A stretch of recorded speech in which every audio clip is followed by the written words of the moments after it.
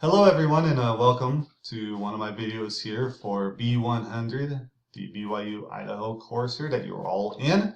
And the purpose of this video is to talk about the portfolio. A lot of you guys are probably a little worried or concerned when it comes to this assignment because it's a big assignment. So I wanted to put this video together real quick to talk about the different parts on it and go through some of the questions that I have already received from you guys. And hopefully at the end of the video, those questions have been answered. You guys are no longer concerned or confused on what it is that I'm looking for. If you still are, of course, please do not hesitate to send me an email, call me, text me. I'll be in touch with you. I will be holding at least 2 more office hours sessions that are going to be dedicated to the portfolio itself.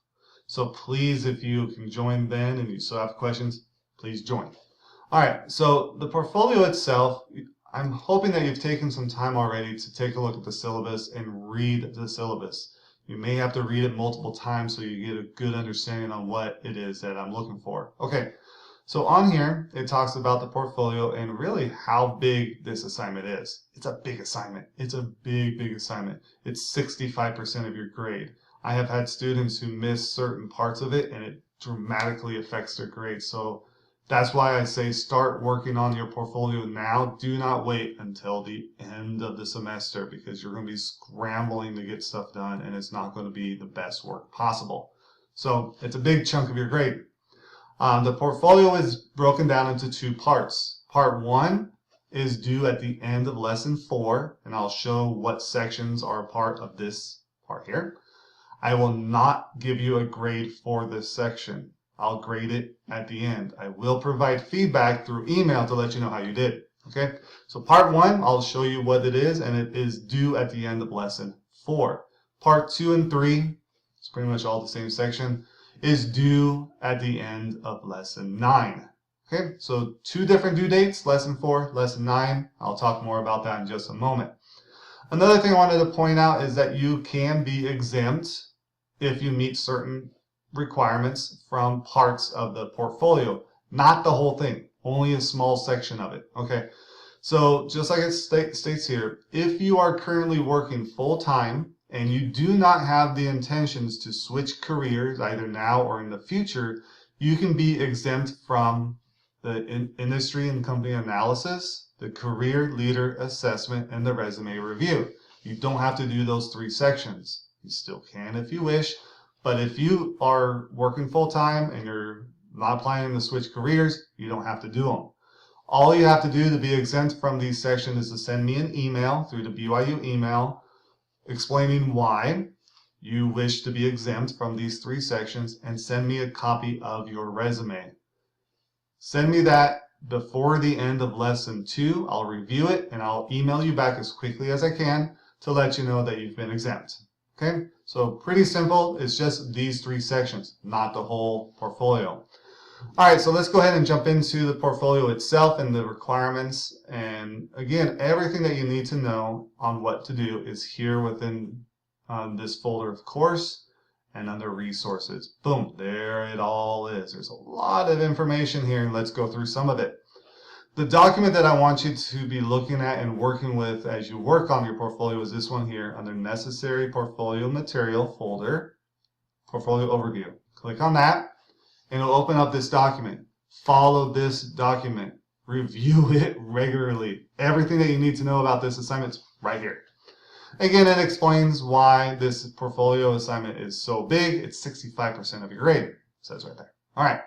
So here is part 1. That is due at the end of lesson 4. The me in 30 seconds, the career leader assessment, and the industry and company analysis. That's it. Only those 3 sections.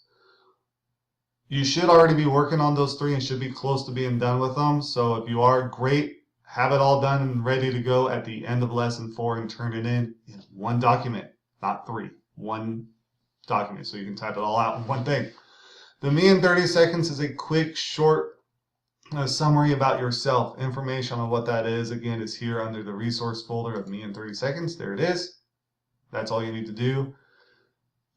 4 or 5 sentences, maybe a third of a page. That's it. It's really short, very easy assignment.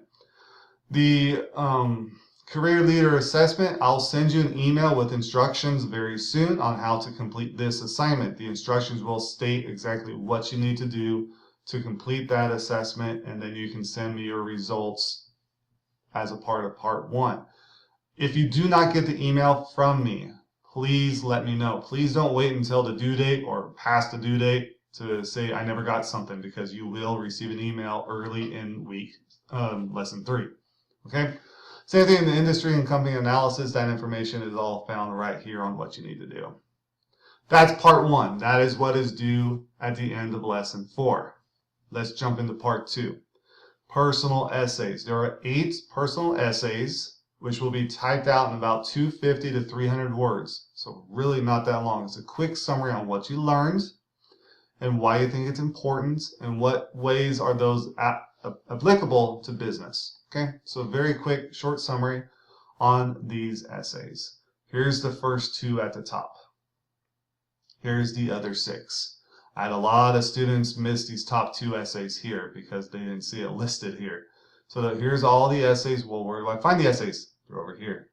Again, very simple place to find them all. All right, so again, all the information that you need is right here under resources on what you need to do to complete the personal essays. Type them up, real short, and then send them to me.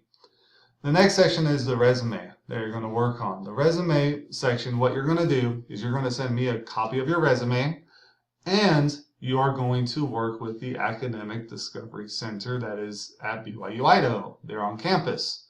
If you don't have access to campus, that's fine. That's a lot of you, I understand. You can still communicate with them through phone and email to get this section done. What they're going to do is you're going to send them a copy of your resume. They're going to review it, and you're going to have a conversation with this individual where they're going to let you know where you can make some corrections to improve your resume, to make it look the best that it can. If your resume is already great, they'll tell you, hey, this looks great. So this is a really, really important section because you're going to take your resume and start applying for jobs. And you want your resume to look the best possible. So the Academic Discovery Center is going to help you with that part, okay? So send me a copy of your resume, and also send me the review process that you did, or let me know how that review process went with the Academic Discovery Center. How to communicate with them, again, is all found right here on the left-hand side. So again, we provided everything for you that you need to have to complete this assignment. LinkedIn profile. If you don't yet have a profile on LinkedIn, which is an online social media site for professionals, create one. Create a profile and start making connections with individuals that work within your desired industry. Okay?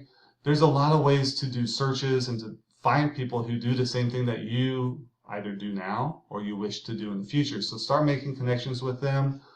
You can accept them and start talking with them. It's kind of like Facebook, but it's for professionals. Okay, it's a great way to find jobs and to do job searches, and it's a really, really neat tool. So you need to set up a profile, send me your URL, and talk about the process of communicating or networking with those individuals, those professionals. Okay. The next section is the graduation and academic plan.